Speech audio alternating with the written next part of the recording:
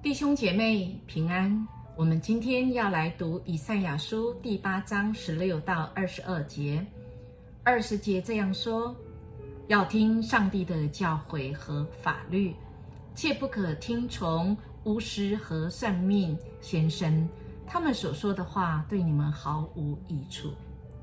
今天的经文来到了以赛亚，他领受神的话，因为神告诉他，你要卷起律法书，在我门徒中间封住训诲。也就是这些训诲是从以赛亚第1章一直到第7章，神对以色列的这些训诲，神让以赛亚写下来，然后把它封存起来，在历史上要成为见证，证实上帝的话真实会应验的。以赛亚不但把神的话这个存留下来，也要为神建立圣洁的语种。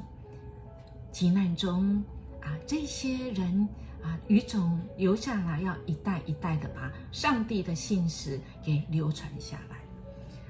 而在8章17节更说，我要等候那掩面不顾雅各家的耶和华，我也要仰望他。就是神一定会执行，一定会应验的话，就是亚述大军必定要涌进来。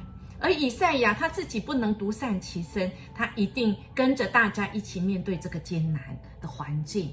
但他和大家不同的是，他相信上帝的话，他仰望神。看我与耶和华所给我的儿女，就是从住在锡安山万军之耶和华来的，在以色列中作为预兆和奇迹。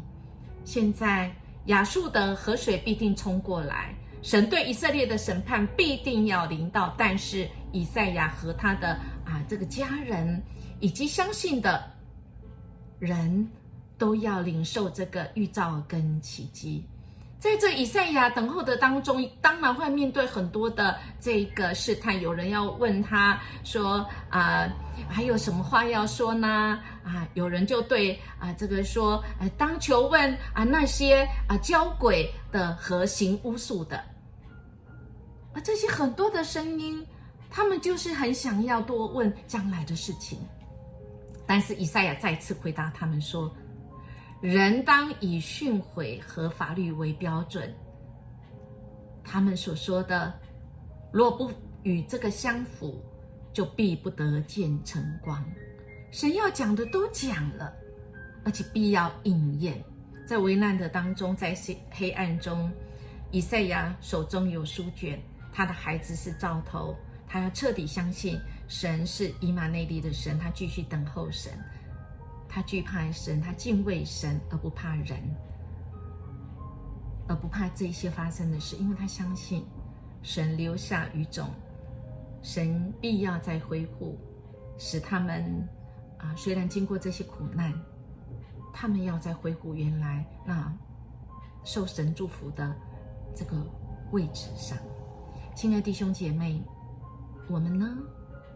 我们现在是不是正在那个受苦当中？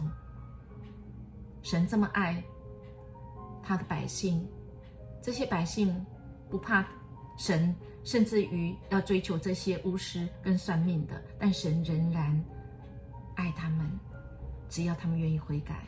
我们呢？我们相信神还是相信人的话？我们一起来祷告。主啊，我们感谢你，你引领我们，愿我们的耳朵是听你的话，远远来逃避那些虚假。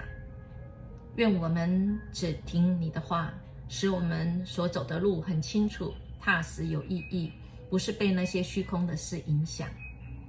奉主耶稣基督的名求，阿们。愿我们今天活出神要给我们走的道路，愿我们活出神话语里面那个大能，我们跟随神就对了。我们明天见。